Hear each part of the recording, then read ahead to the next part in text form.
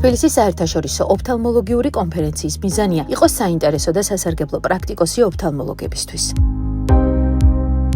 წლიდან წლამდე ფართოვდება კონფერენციებში მონაწილე ქვეყნების გეოგრაფია. მონაწილე დელეგატთა და რიცხვი და დაინტერესებული კომპანიების რაოდენობა. თბილისის საერთაშორისო ოფთალმოლოგიური კონფერენცია დღეისათვის კარგად არის ცნობილი მრავალი ქვეყნის ოფთალმოლოგიურ საზოგადოებაში. 3-დან 5 ოქტომბრის ჩათვლით საერთაშორისო კონგრესი გაიმართა, რომელიც ბავშვთა ოფთალმოლოგიისა და სტრაბიზმოლოგიის თემატიკას მიეძღვნა. ამ სახის კონგრესი პირველად ჩატარდა საქართველოში. ღონისძიებაში მონაწილე საერთაშორისო ოფთალმოლოგიური საზოგადოებისათვის წარმოდგენილი იყო საინტერესო და დატვირთული პროგრამა. ჩატარდა როგორც სასწავლო კურსები, ისე მოწვეული სტუმრების საკვანძო ლექციები. გაიმართა ექსპერტთა პანელური დისკუსიები, განხილული იქნა ბავშვთა ოფთალმოლოგიის პრაქტიკულად ყველა მიმართულება, როგორც სამეცნიერო, ისე პრაქტიკული კუთხით.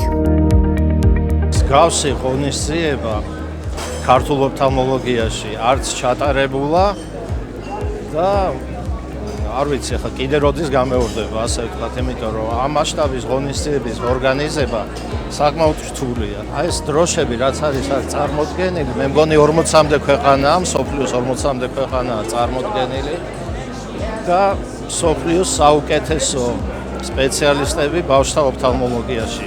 დაწყებული ამერიკის პედიატრიული ოფთალმოლოგიის ასოციაციიდან და დამთავრებული ევროპა-აზია, წყნარი ოკეანის, მაროკოც არის, ბაჰრეინიც არის. ისეთი ქვეყნებია წარმოდგენილი, რომ ჩვენ ვერასოდეს ვერ ვიფიქრებდით, რომ ეს ქვეყნები იქნებოდნენ საქართველოში. ისევე როგორც იმას, რომ ამ დონის სპეციალისტები გვეყოლებოდა მოწვეული საქართველოში. ეს არის თვითონ არა მარტო ქართული ოფთალმოლოგიის აღიარება, არამედ პირველ რიგში ჩვენი სამშობლოს საქართველოს აღიარება გახლავთ.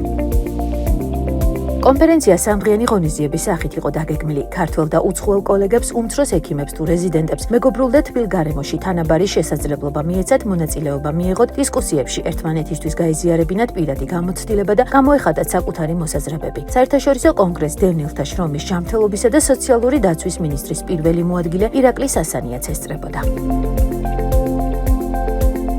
საერთოდ ესეთი სახის კონგრესები მნიშვნელოვანია ბევრი თვალსა, ისეთ განსაკუთრებით ის თემატიკა, რომელსაც ეს ეხება, ეს არის ბავშვთა მხედველობა და ბავშვთა მხედველობა მარტო სამედიცინო საკითხი არ გახლავთ, ეს არის მათი მომავალი სინამდვილეში, მათი განათლება, სწორი განვითარება, ცხოვრების ხარისხის გაუმჯობესება, ამიტომ ეს ძალიან გლობალური და მნიშვნელოვანი საკითხია. ასეთ საკითხებში საერთაშორისო ჩართულობა, გაცვლა, ცოდნის, პრაქტიკის გამოცდილება ძალიან მნიშვნელოვანია.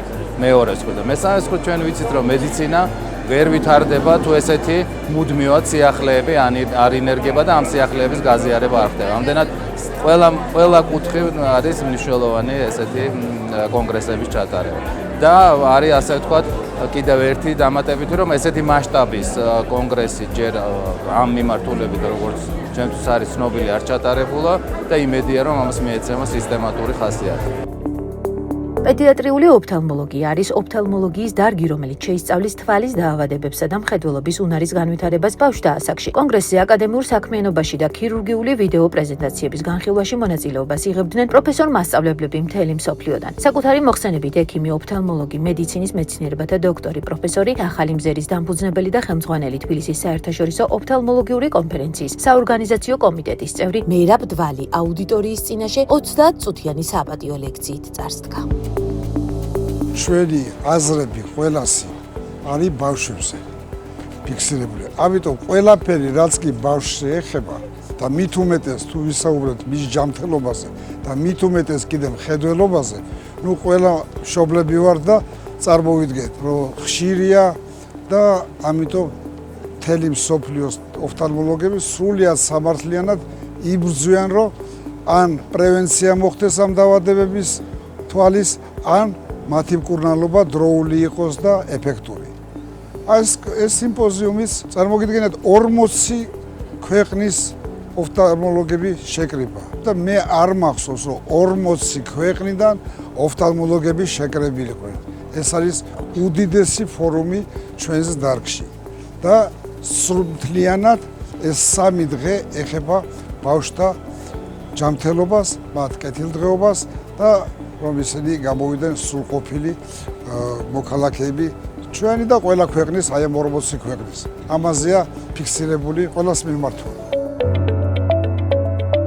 პროფესორმა მერაბდვალმა და კლინიკის ხვაწამყვანმა სპეციალისტებმა არა მხოლოდ საქართველოში, არამედ მთელ მსოფლიოში პირველად მოახერხეს მხედველობის ლაზერული კორექციის ჩატარება ბავშვთა ასაკში, რაც უდიდესი მნიშვნელობის მიღწევას წარმოადგენდა. პროფესორ მერაბდვალს საპატიო ადგილი უკავია მსოფლიოს წამყვან ოფთალმოლოგებს შორის. ის არის პიონერი ბავშვთა თვალის ქირურგიაში და განსაკუთრებით იმ ოპერაციებში, რომლებიც საჭიროებდნენ მიკროქირურგიულ ჩარევას. 2-3 წელიწადში ჩემს მერე უკვე მომიდიოდა წერილები, რომ აი ჩვენს დავიწყეთ ამის გაკეთება.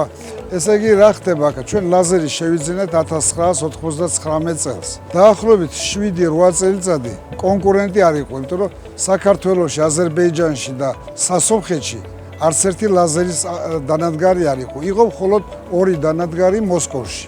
და ეს იყო მთელი ყოფილი საბჭოთა კავშირი რაც ხდებოდა. ამიტომ ძალიან ბევრი პაციენტები გვყავდა და მათ შორის იყვნენ ბავშვებიც თავისთავად ცხადია, რომელსაც არ უნდათ, მშობლებს არ უნდათ უპირველო ყოვლისა და ბავშვებსაც დასაკვირველია სათვალისწარება, ვერ იტანდნენ კონტაქტურ ლინზებს და ამიტომ უვითარდებათ ეგრეთ წოდებული ზარმაცი თვალი. ზარმაცი თვალის მკურნალობა სამწუხაროდ ძალიან რთულია თუ ბავშვობისას არ მიხედე. ამიტომ აი ჩვენი მიმართულებაც ჩვენმა გუნდმა სამედიცინო უნივერსიტეტის ოფთალმოლოგიური კათედრის გუნდმა გადაწყვიტა რომ ბავშვებზე გაგვეკეთებია აქცენტი. და ესეც გამოვიდა მართლა 200-მდე ბავშვი ყავს ნაოპერაციები, რომელსაც თავისი ჩვენებებით რასაკვირველია, რომელსაც დაუბრუნეთ და გაუმჯობესეთ მხედველობა და თავიდან ავიცილეთ აი ეს ეგრეთ წოდებული ზარმაცი თვალი. ბავშვებში თვალის ჯანმრთელობის პრობლემები ხშირად არ არის აშკარად გამოხატული და ადრეულ ეტაპზე მათი დანახვა ძალიან რთულია. იმისთვის რომ ბავშვი განვითარდეს სრულყოფილად აუცილებელია ადრეულ ეტაპზე იყოს გამოკვლეული მხედველობის ყველა შესაძლო დარღვევა. ასეთი ტიპის შეხვედრები და საკუთარი გამოცდილების გაზიარება კი ჩვენი ქვეყნის განვითარებისთვის, ჯანმრთელი თაობისთვის და მედიკოსთა საზოგადოებისთვის განსაკუთრებით მნიშვნელოვანია. ცალსახად ეს არის უაღრესად მნიშვნელოვანი როგორც მოქმედი ექიმებისთვის, დღევანდელი პრაქტიკოსი ექიმებისთვის, ისე მომავალი თაობებისთვის, იმიტომ რომ მათ აქვთ უკვე ინფორმაცია და ხედავენ საკუთარი თვალით იმას, თუ რა დონის ორიენტირებზეა მუშაობა საჭირო. მსოფლიოში დღეს საოცარი სისწრაფით ვითარდება მედიცინაც, მათ შორის ოფთალმოლოგია და აგრეთვე რა თქმა უნდა, კარგად იცით ეს თანამედროვე ტექნოლოგიები რა ზღაპრულ სიმაღლეებს აღწევს, ამიტომ ამ ფერხულში ყოფნა უაღრესად მნიშვნელოვანია.